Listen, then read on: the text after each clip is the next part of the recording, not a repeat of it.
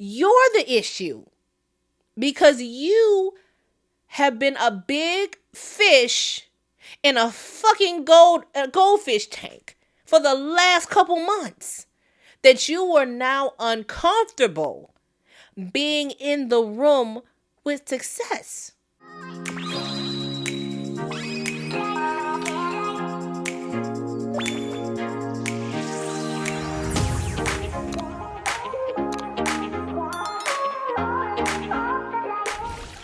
Vlog star date 2025. I am such a Star Trek nerd. So I am getting ready for my artist date 2.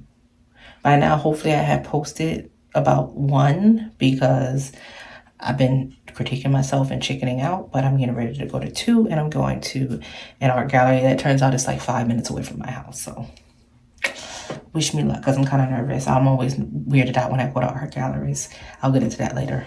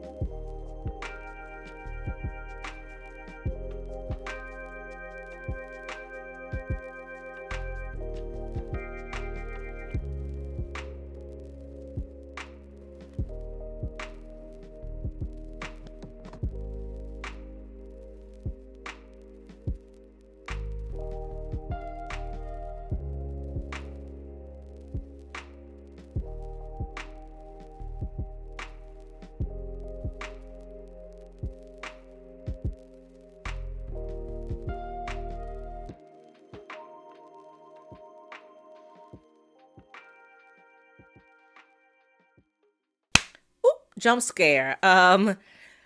Sorry about the way I look, you guys. It has been a week. I was supposed to record this a couple of days ago when it was fresh in my head after I did the artist date, but things get in the way. I released a new coloring book, Pause and Proper, which, side note, I'm actually have to hand bind myself. So I'm in here working, but I wanted to post this vlog. This is my second vlog, and if you are new to my page, my name is Jonquel. Welcome, and I am talking about my journey with the Artist Way book, and by vlogging, it just keeps me accountable. But I've been pretty good about everything. We are talking about chapter 2. You just seen clips from my date with the you just saw me on my artist date. I went to the Josh Wingert Gallery. I don't know if I mentioned it early in the video, but that is a classmate of mine. We were high school classmates.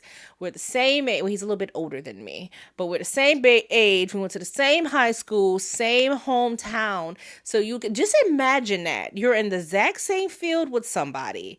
You haven't seen them for years, and when you see them again, they're like, so successful. And while I am absolutely like amazed and proud of somebody, of him especially, and especially somebody from my hometown doing the damn thing, I struggled with this a little bit. There was some hateration in my holleration when I was standing outside of the gallery. And it's not because of anything he's doing. Absolutely not. It is because my own internal critic spoke up. Let me tell you, this bitch here that lives inside my head, she is the worst. She will find competition where there is none. She will find confrontation where there wasn't any. And she is always there to give me her 2 cents. If I could fight this hoe, I would. Absolutely would. So when I was deciding on my second artist date, I knew that I had to go to this gallery because I was dealing with a lot of internal imposter syndrome issues. And for some reason, my mind had created this scenario where I was going to go in there and this man was going to point his finger and laugh in my face and tell me, look at you and look at me. I'm more successful than you. As I said, the inner critic is a bitch. She's a bitch, you know? So I'm standing outside of this gallery, like trembling a little bit, like, me and my mental health, here we go. Open the door. Nobody's in there. It's empty. And I'm like sitting there like, should I leave? Is there a doorbell?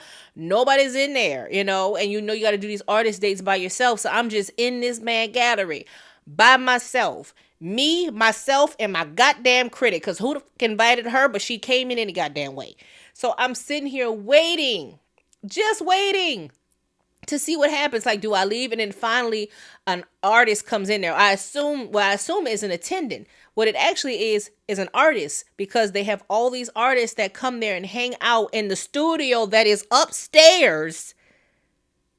They come in and hang out at this gallery and they do their artwork. So he invites me to come upstairs. We get on the elevator. Yes, they have an elevator. He has an elevator. An elevator. We get on the elevator to go to the upstairs studio. It's a studio and it's an office. Brings me into his office. The office is humongous. There's paintings everywhere. Everywhere you look, there's paintings. And when I tell you, from the gallery to the studio, there's paintings from the baseboard to the ceilings. And these are 20-foot high ceilings. And there's paintings galore. Everywhere you look, on every surface, there's paint. There's all these other artists working. The place is just charged with this energy. It's just charged with energy. And I go and I sit down in his office across from him at his big ass wood desk that's covered in paint, and behind him is all these beautiful paintings that are just going up in the wall, and everywhere I look it's just art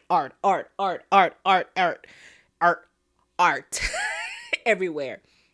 And he just starts telling me about all the stuff that he has done, all the stuff that he's doing, and the hateration is trying to get in, but it can't. It's choking on itself because I'm in utter shock and amazement.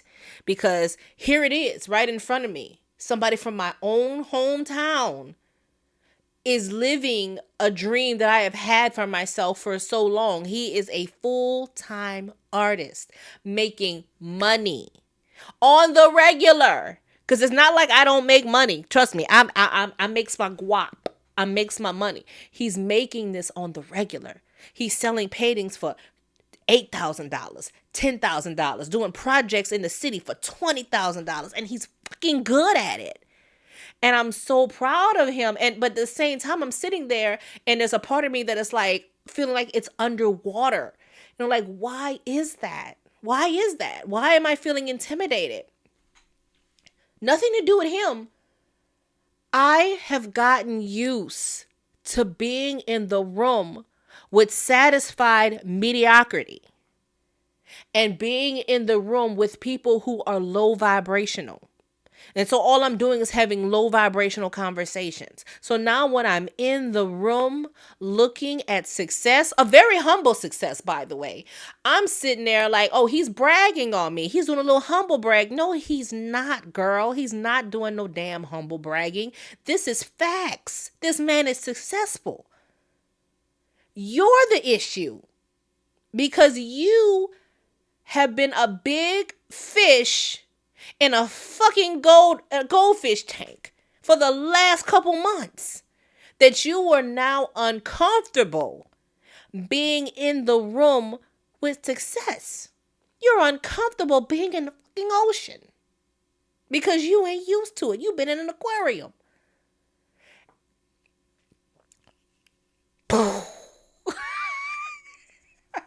When I tell you, that was a brain rewiring moment. That was an Oprah aha moment.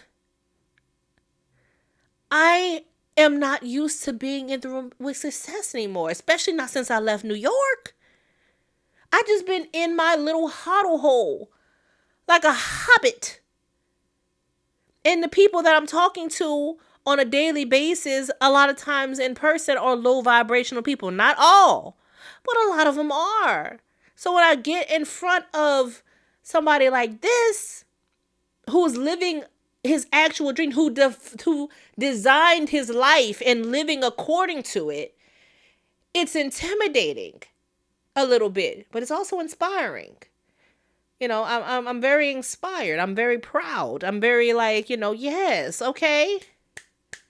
But I was suffocated. I had to process this. This enthusiasm that you're seeing coming off of me now came from days of me having to process what I just experienced, the energy I just felt. Because the energy was felt unreal to me for so long. It's like I said, I have been in the wrong spaces. So now my goal is to get in the right spaces so I can get in the right headspace and I could take on my inner critic like we're in Street Fighter and they're the car. Like that's where I'm at right now. I'm trying to take on my inner critic. And so in looking at the book at chapter 2 and everything, and like I said, this is a shadow work book. It makes you track down where a lot of these negative beliefs come from. So I have to track down why my inner critic fights me so much and tries to stop me from being around other successful people. Like why does it have me believe that I haven't had success in my life, which I have. I mean, I've had my own fashion show, for God's sakes. I was a guest lecturer at FIT. I am that bitch. I really am. But why does my inner critic make me look at everybody else in competition? Why does it make me feel like I'm less than when I'm around people in my field? So I was like, where did this come from? And one of the things that popped up to me when I was in Atlanta, when I graduated from college, I was, like most people who graduate from college, especially at art college, you're very scared. You're wondering if you're going to be able to get a job. What are you going to do with this degree, this expensive ass degree? Are you really going to be able to be an artist? Like, are you going to be able to make this happen? And SCAD had this thing where they had like this career hub where you can go and find jobs. And I would find little jobs here and there for that, but nothing lasting. But one of the things I had always wanted to do was I wanted to paint murals. So I got hooked up with this lady via SCAD to do a mural. And it turned out to be a mural for a doctor's office. And when I went there, the office wasn't even built. They were showing me blueprints and asking me for quotes to do a mural via the blueprints. Now, I don't know nothing about no blueprints. I don't know how to read blueprints. I'm not that good at math. Like, I chose art for a reason. I was like, don't you dare. Every time I sub a school and it's a math class and they be asking, I said, don't you dare ask me no math question. We gonna both get it wrong. I don't give a damn if this is elementary. Don't you dare. Don't you ask me no question. So I can't read blueprints, so I'm just guessing. So when I gave them a quote over how much I should charge, I did it based off the blueprints, not fully understanding what it would look like. So I gave them a quote, and then they came back and they asked me, okay, for how much for the other rooms? Because it was a big office. It was the front lobby, and then was all these different rooms. When they came back and asked me for the quote for the other rooms, the space had been built by then. It was no longer blueprint. I could actually see how big it was, and I could see how much I was undercharging now that I can actually see the thing being built. So when they asked me to quote for the little rooms, I was just like, okay, well, I tried to calculate and try to make up for what I should have made up for, what I should have charged in the beginning, right? They went in and looked at the calculations. It was like, well, according to what you charge for the bigger room, you should only be charging this much for the smaller spaces. And I was like, if you knew that, why did you even ask me? So I had to go back in and lower my rates. And so here's the thing when it came to this particular job. I was not working for the client directly. I was working for the contractor. So the lady who was contracted to do the doctor's office hired me. So I had to go through her to hear everything the client wanted. And she would only give me the information that she wanted me to have because she hired me, not the client, even though the client was paying for me. The problem that came in is that the client wanted to talk to me. He loved art, and once he found out there was a muralist, he wanted to talk to me. So he got my phone number in a meeting, because I was going to tell him, no, you can't have my phone number. He got my phone number, and he would call me, and he would make his suggestions, and he would talk to me about what he wanted in his space. The contractor would find that out, and she would be like, you're not even supposed to be talking to him. If you need to know anything, you get it from me. And I'm like, okay, but will you tell him that? Because he's calling me and telling me what he wants. And since he's the one paying me, I can't tell him no. So you're putting me in a tight situation. And because I was so afraid of losing this job, I went along with these people playing ping pong with me as the ball in the middle, the artist. That was not what I signed up for. That was not how I wanted to use my talent. I never wanted people to dictate certain things to me. And as a subcontractor working with somebody on this space, the contractor would tell me what paint I could use, the paint colors, and then there were still people working on actually putting the building together. So there would be certain days I would show up to paint, and the guy who was like laying the sheetrock would be like, no, you can't come right now. And I would come back another day, and the guy would be there would be the guys in there laying the floor down. They said, well, no, you can't come in right now. We're laying the floors down. And then I would get a phone call from the client, and he'd be like, why aren't you done painting? And I was like, because the people doing the floor said I could not come. They said I had to leave because they're doing the floors. Why don't you know this? So I was getting fussed at by different people over things I couldn't control. Long story short, I finally finished the mural. And the mural was of skylines. I had to do skylines in the lobby and all the rooms. And the client calls me and tells me that he wants to speak with me at the building. So I get there, and I guess he's writing out my paycheck for me. For whatever reason, the contractor isn't there. He's the one writing out my paycheck. So he's writing out my paycheck, and he's lecturing me as he's handing me the paycheck, telling me about my professionalism, saying that, well, you should have started in the back rooms first, and gotten your paint down before you moved to doing the front room where everybody could see. Because he was like, because some buildings are crooked and some buildings are this, and then you could tell as you continue painting toward the back, you got better and better. And I couldn't say anything. I couldn't tell him that I wasn't allowed to choose what rooms I started in. I wasn't allowed to decide what time of the day or what days I was able to come in and paint. His contractor did that. The other contractors who were doing that, they were all dictating to me these things. But I had to sit there and be lectured on my talent and professionalism. And I wasn't even the master in this situation. When I tell you I felt so powerless, I didn't even want the money anymore. I felt so powerless in that situation that I let these people talk to me and treat me any kind of way. And that stuck with me for years. Him telling me I wasn't a professional, the contractor lady who hired me, telling me I wasn't allowed to talk to the client when I have always spoken to whoever I was dealing with directly. Telling me, well, telling me basically where I could come and where I could go. And that stuck with me for so long that it made me feel like I wasn't a professional, that I didn't belong in this space. Mind you, this was over, I want to say 15 years ago. But like I said, this book makes you pull these emotional wounds back out.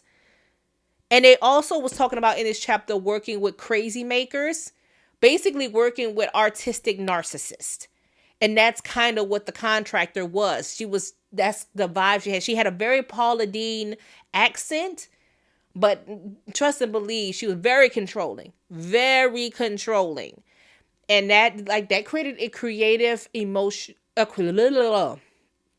created a artistic wound within me that I carried for so long.